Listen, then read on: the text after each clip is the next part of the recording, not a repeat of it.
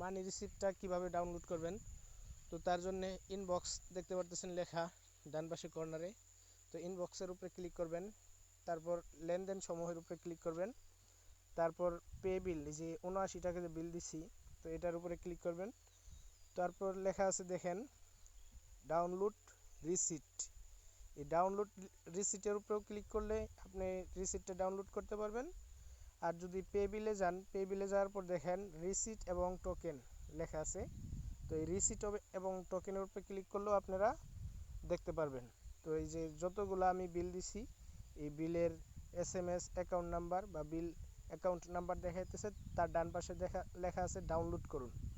তো আমি যদি এই জায়গা থেকে ডাউনলোড করি, তো দেখেন ৭৯ টাকা বিল দিছি 5টা 11-এ।